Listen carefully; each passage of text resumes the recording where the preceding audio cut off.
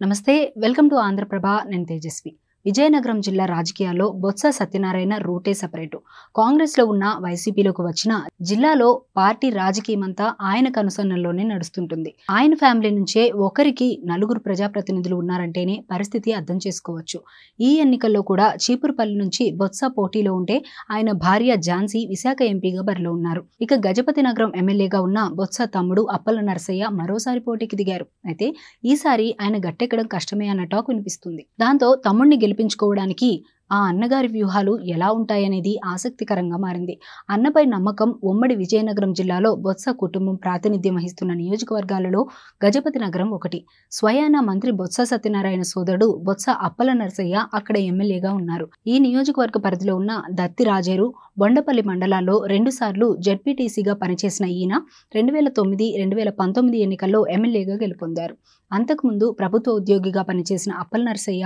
అన్న ప్రోత్సాహంతో ఉద్యోగానికి రాజీనామా చేసి పొలిటికల్ ఎంట్రీ ఇచ్చారు ఇక అక్కడి నుండి వెనక్కి తిరిగి చూసుకోలేదు ప్రభుత్వ ఉద్యోగిగా జెడ్పీటీసీగా ఎమ్మెల్యేగా ఇలా వివిధ హోదాల్లో పనిచేయడంతో నిధులు వనరులపై మంచి పట్టు సాధించారు ఆ క్రమంలో ఎందులో ఎంతొస్తుందో ఎంత మిగులుతోందో అన్న లెక్కలు ఔపాసన పట్టేశారన్న విమర్శలు ఉన్నాయి ఓవైపు అన్న మంత్రిగా పనిచేయడం జిల్లా మొత్తం తమ కుటుంబ సభ్యుల కనుసన్నల్లోనే ఉండటంతో బొత్స అప్పల నరసయ్యకు తిరుగులేకుండా పోయింది 2009లో రాష్ట్రంలోనే కాకుండా కేంద్రంలో కూడా కాంగ్రెస్ ప్రభుత్వమే ఉండడం అన్న కాంగ్రెస్లో తిరుగులేని నాయకుడిగా ఉండడంతో అప్పల నరసయ్యకి కూడా ఆడిందే ఆట పాడిందే పాట అన్నట్లు సాగిందన్న అభిప్రాయం ఉంది అన్ని ప్రభుత్వ కాంట్రాక్టులతో పాటు అటు రైల్వే కాంట్రాక్టులు దక్కించుకున్నారు ఆయా వర్క్స్ లో విపరీతమైన అవినీతికి పాల్పడ్డారని గజపతి నగరం ప్రజలు ఓపెన్ గానే చెప్తుంటారు ఆ తర్వాత వైసీపీ హయాంలో 2019లో ఎమ్మెల్యేగా గెలిచిన తర్వాత కూడా ఆయన అదే వైఖరి కొనసాగించారన్న ఆరోపణలు వెల్లువెత్తుతున్నాయి ఇసుక మాఫియా నుండి భూ కబ్జాల వరకు ఎక్కడ చూసినా అప్పల నరసయ్య పేరు తప్ప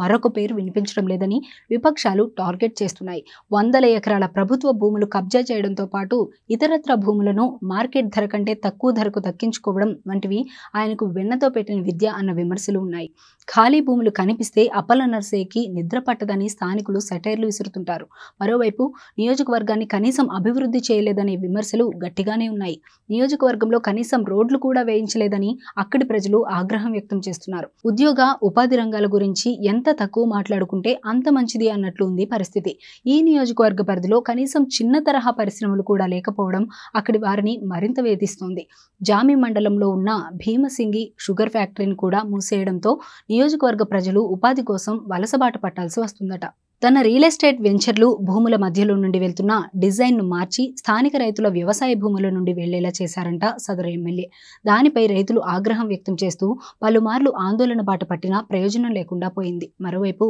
తోటపల్లి బ్రాంచ్ కెనాల్ నుండి ఈ నియోజకవర్గానికి సాగునీరు తీసుకురావడానికి గత ప్రభుత్వ హయాంలో సుమారు 50% పనులు పూర్తి చేసినా ప్రస్తుత హయాంలో తట్టెడు మట్టి కూడా తీయలేదన్న అక్కడి వారు అసంతృప్తి వ్యక్తం చేస్తున్నారు ఇలా ఎన్ని ఆరోపణలు విమర్శలు ఉన్నా బొత్స అప్పల నరసయ్య మాత్రం ఈ ఎన్నికల్లో విజయంపై ధీమాగానే ఉన్నారట ప్రభుత్వ సంక్షేమ పథకాలే తనను గెలిపిస్తాయని అనుయాయుల వద్ద చెప్పుకొస్తున్నారట మరోవైపు టీడీపీ అభ్యర్థి కొండపల్లి శ్రీనివాస్ రాజకీయాలకు కొత్త కావడం నియోజకవర్గంపై పెద్దగా అవగాహన లేదు కాబట్టి తనకు ఢోకా లేదని లెక్కలు వేసుకుంటున్నారట అన్నిటికీ మించి పోల్ మేనేజ్మెంట్ లో తన అన్నకు తిరుగులేదనే కాన్ఫిడెన్స్ కూడా గట్టిగానే ఉందట చూడాలి ఈ ఓవర్ కాన్ఫిడెన్స్ అప్పల నరసయ్యను మరోసారి అందలం ఎక్కిస్తుందో లేదో